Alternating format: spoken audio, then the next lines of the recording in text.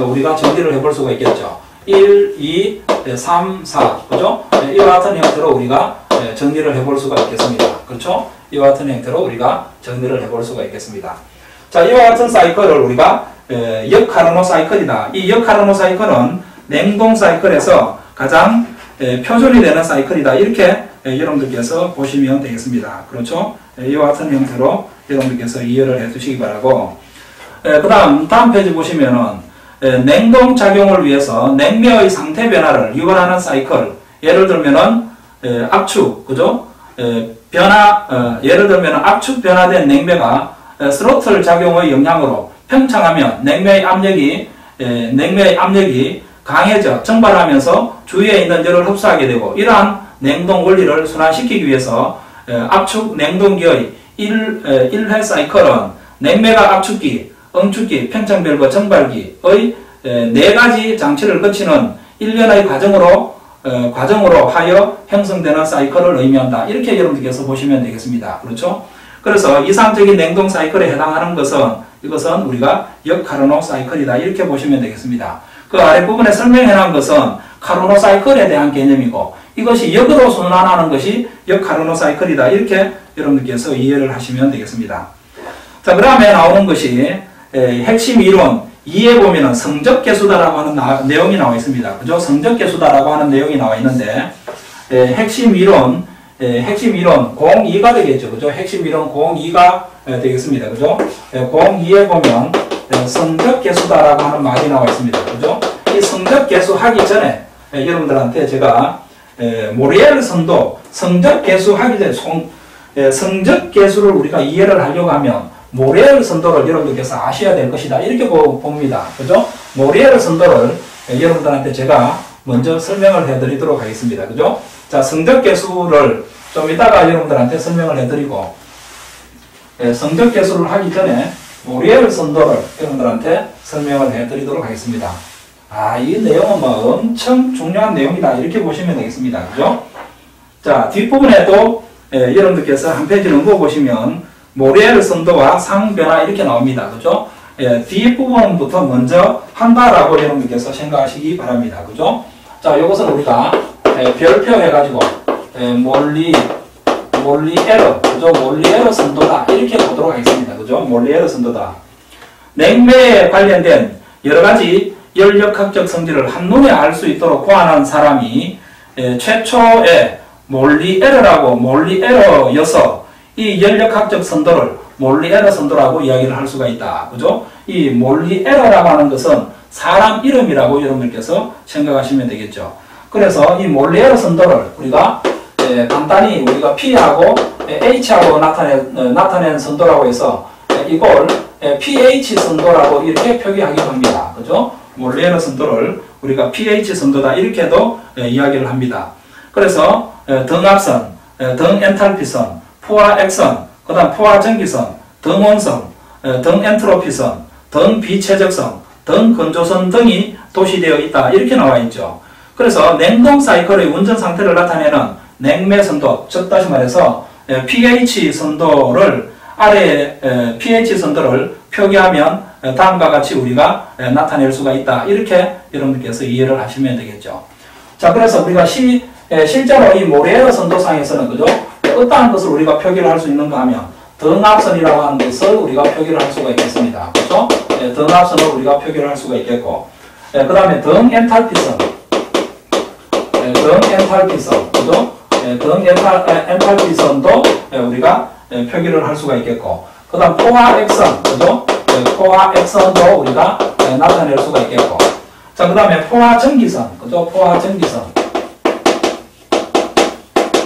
포화전기선도 우리가 나타낼 수가 있겠고, 그 다음에 등온선, 그죠? 등온선도 우리가 정리를 해볼 수가 있겠고, 등엔트로피선, 그죠? 등엔트로피선, 이와 같은 것도 우리가 정리를 해볼 수가 있겠고, 등비최적선이라고 하는 것이 있습니다. 그죠? 등비최적선이다. 이렇게 우리가 정리를 해볼 수가 있겠고, 그 다음에 등건조도선이다. 그죠? 건조도 선이다. 이와 같은 형태로 우리가 정리를 해볼 수가 있겠습니다. 자, 여기에 관련되어 있는 것을 우리가 몰리에르 선도라고 이야기를 합니다. 그렇죠? 자, 이 내용은 여러분들 A4 용지에다가 한번 적어 보시기 바랍니다. 그죠? A4 용지 한 장으로 여러분들께 정리를 할 수가 있겠다. 그죠? A4 용지 한 장으로 정리를 할 수가 있겠다. 자, 그러면 세로축을 우리가 P라고 이야기를 하고, 세로축을 우리가 P라고 이야기를 하고, 가로축을 우리가 H라고 했습니다. H를 우리가 I라고 이렇게 표기하는 사람들도 있습니다. 그죠? 학자에 따라 가지고 H를 우리가 엔탈피다 이렇게 표기할 수가 있겠죠. 그죠? H를 우리가 엔탈피다 이와 같은 형태로 표기를 할 수가 있겠습니다. 자, 그러면은 pH 선도상에서 자, 이와 같은 모양으로 나타낼 수가 있습니다. 그죠? 이와 같은 모양으로 이와 같은 그래프를 그릴 수가 있다 이 말이겠죠. 그렇죠? 자, 요 점을 우리가 뭐라고 하는가 하면 이 점을 우리가 임계점이다라고 이야기를 합니다. 그죠? 요 점을 우리가 임계점이다. 그죠? 임계점이라고 하는 것은 임계온도, 임계압력에서 나타난 점을 우리가 임계점이다라고 이야기를 할 수가 있겠죠. 자, pH 선도상에서 오른쪽으로 완만하게 이렇게 올라가 있는 이 선을 우리가 뭐라고 이야기하는가 하면 포화액선이다라고 이야기합니다. 자, 여기에서 포화액선이라고 하는 말이 나와 있습니다. 그죠? 요 선을 우리가 뭐라고 부르는가 하면 포화액선이다라고 이야기할 수가 있겠죠. 그러면 임계점을 기준으로 해서 오른쪽으로 급격하게 떨어지는 이 곡선을 우리가 뭐라고 부르는가 하면 포화전기선이다 이렇게 부르고 있습니다. 그죠?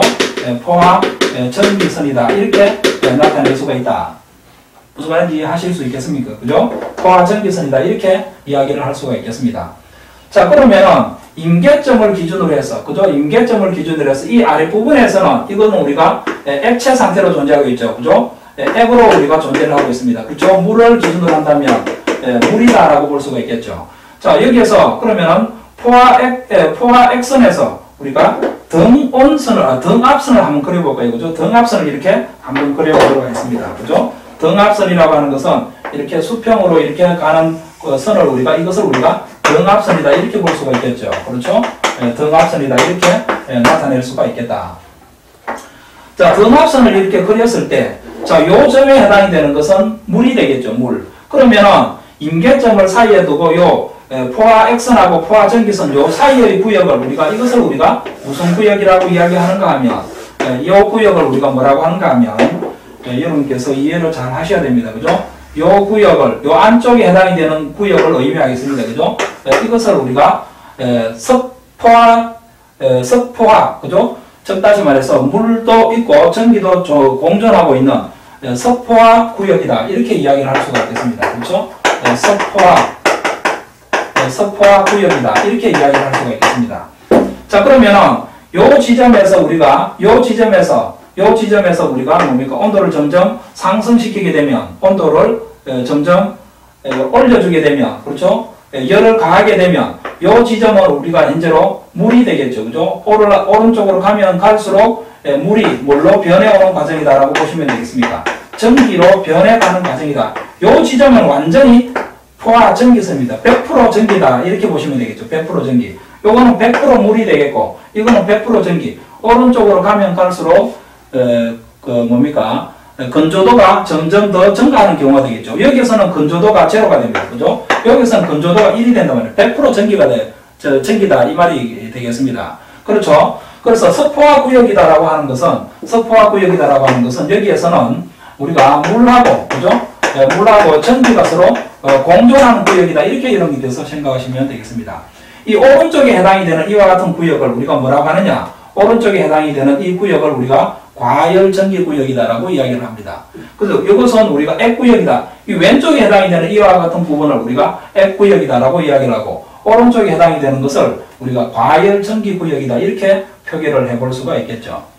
무슨 말인지 이해하시겠습니까? 그죠?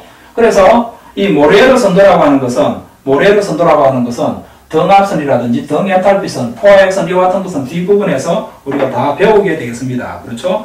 이와 같은 형태로 여러분께서 정리를 해 두시기 바라고.